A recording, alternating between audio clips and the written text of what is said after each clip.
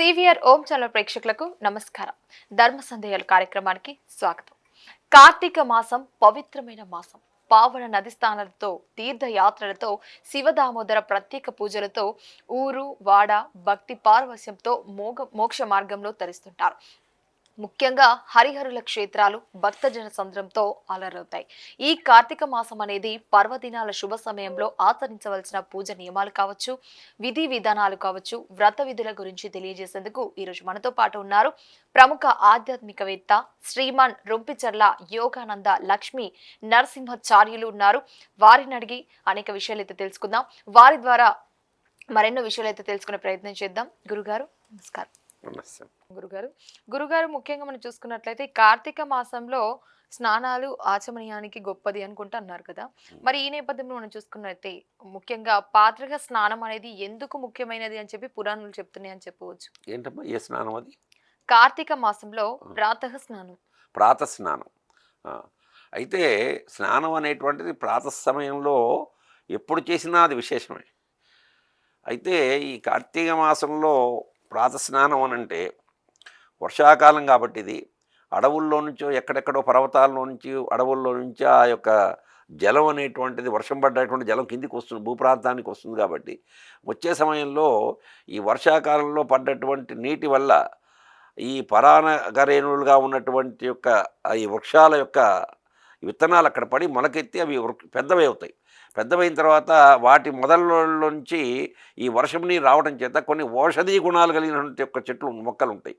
ఈ ఔషధీ గుణాలను తగులుకుంటూ వచ్చినటువంటి యొక్క నీరు ఏదైతే ఉందో అది ఔషధీకృతమైనటువంటి జలం అవుతుంది. ఆ ఔషధీకృతమైనటువంటి జలం ఏదైతే ఉందో సూర్యోదయానికి ఒక గంటన్నర మాత్రమే సూర్యుని యొక్క కిరణాలు ఆ యొక్క జలం మీద పడినట్టయితే అవి అమృతత్వ ద్వారలాగా అవుతాయి అన్నమాట. అంటే ఆరోగ్యానికి చాలా విశేషమైనటువంటిది. కాబట్టి ప్రాతః స్నానం అనేటువంటిది ఎప్పుడూ మంచిదే. అదే కాకుండా కార్తీక మాసంలో వర్షాకాలం రోజులు కాబట్టి అవి ఎక్కడెక్కడి నుంచో అడవుల్లో వనమూలికల్లో ఉన్నటువంటి వాటిలో నుంచి వస్తుంటాయి. కాబట్టి ఆ జలం అనేటువంటిది ప్రాతః స్నానం అనేటువంటిది చాలా విశేషమైనటువంటిది అని చెప్పుకుంటారు. అలాగే గురుగారు మనం మరొక ప్రశ్నలో కూడా వెళ్ళిపోదాం. ఈ కార్తీక మాసంలో ఏ నది స్నానం అనేది శ్రేష్టమైనదిగా భావిస్తారు? అదేవిధంగా సముద్ర స్నానం అనేది చేయవచ్చు అంటారా? కార్తీక మాసంలో మనకి వాస్తవంగా జీవనది స్నానం అని చెప్పారు.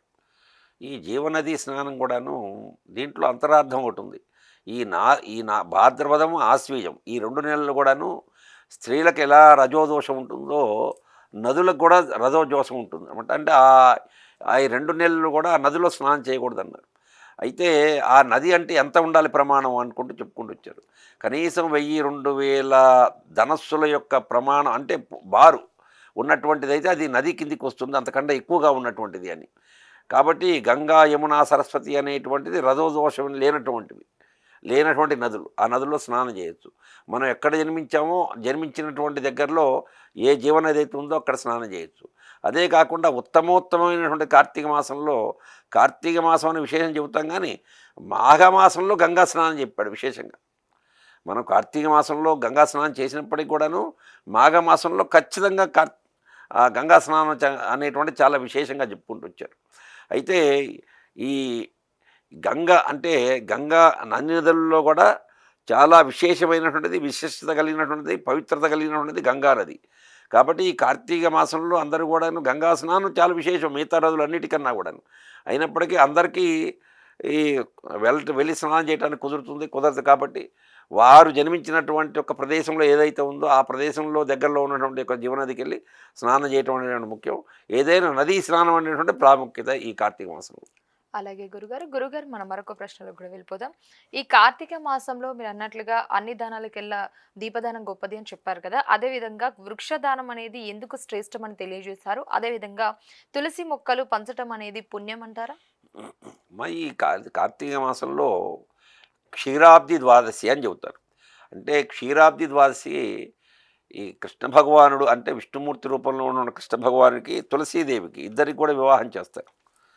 అదే కాకుండా పరమాత్మ ఒకానొక సందర్భంలో విష్ణు మహాపురాణంలో అన్ని పూల కన్నా కూడా ఒక తులసీ దళం పెట్టి నన్ను అర్చన చేసినట్టయితే నేను సంతృప్తి చెందుతాను అని విష్ణుమూర్తి చెప్పాడు. అదే కాకుండా ఈ కార్తీక మాసంలో తులసి అనేటువంటిది చాలా విశేషం. ఎవరైనా కూడా ఇంట్లో హైందవులనేటువంటి వాళ్ళు తులసి మొక్క లేకుండా ఉండటానికి వీల్లేదు.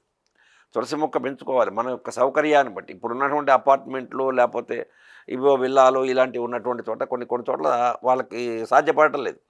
కానీ ప్రతి వాళ్ళు కూడాను వాళ్ళ సౌకర్యాన్ని బట్టి ఇప్పుడు చిన్న చిన్న కుండీలు ఉన్నాయి. పెద్ద పెద్ద ఇల్లు పెద్దగా ఉన్నట్టయితే పెద్దగా పెట్టుకోవచ్చు. చిన్న అపార్ట్మెంట్లు అయితే చిన్న కుండీల్లో పెట్టుకోవచ్చు. ఏది ఏమైనప్పటికి కూడాను తులసి పూజ అనేటువంటిది తులసి మొక్కని పెంచటం, లేవగానే తులసి మొక్కను చూసి నమస్కారం చేయటం అనేటువంటిది చాలా విశేషం.